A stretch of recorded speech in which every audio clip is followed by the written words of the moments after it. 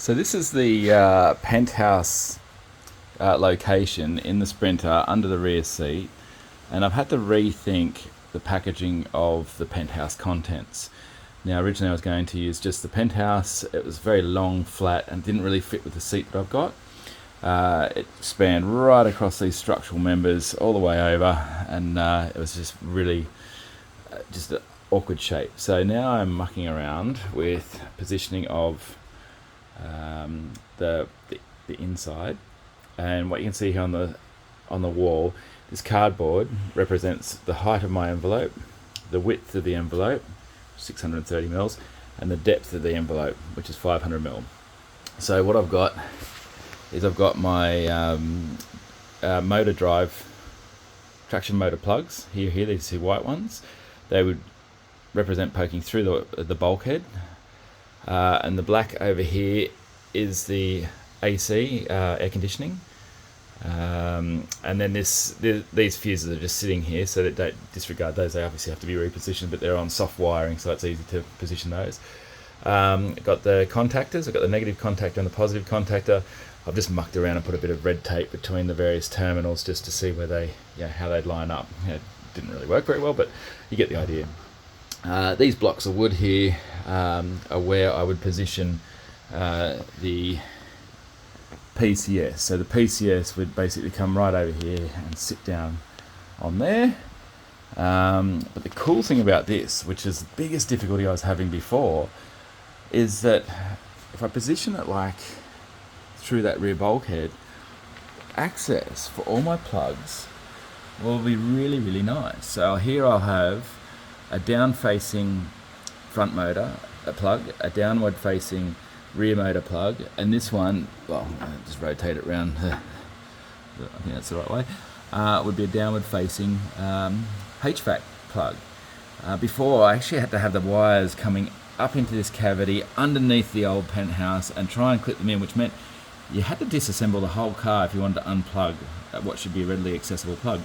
The other cool thing is that there is a bit of a, you can see there, a bit of a rebate in this rear bulkhead, which means I can actually put a nice cover straight across the top of that and box that in. So kind of like the way the Penthouse, or the wiring was connected to the rear of the battery, here's the battery going here, you had it all nicely tucked underneath and then a little cover going over the top there. So I'll let you know how I go with this one, but so far I'm feeling pretty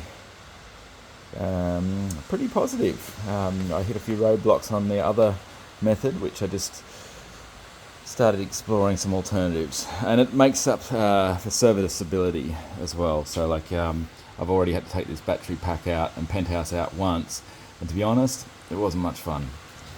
I'll show you now with the PCS in place. So here I've just laid the PCS on those blocks of wood I had before, which keeps the standoff to allow all the contactors and other equipment to sit in there nicely.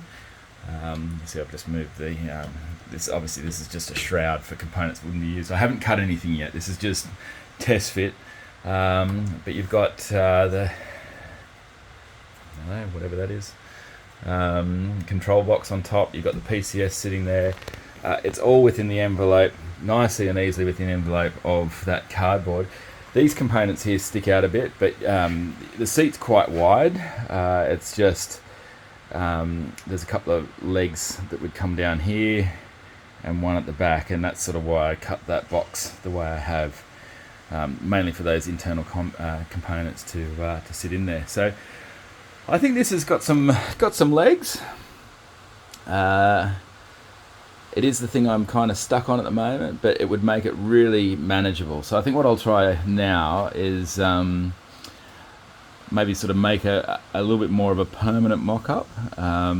Maybe run a couple of faux bus bars between the components and start looking at how that would actually sort of mate in. But I've got so much bus bar material left over because I've bunched everything together. I've got a bit more height than I have width, so that's why I think the system will work quite well. But the winning feature is having these plugs on the back of the bulkhead means you can disconnect everything without really opening up any high voltage stuff.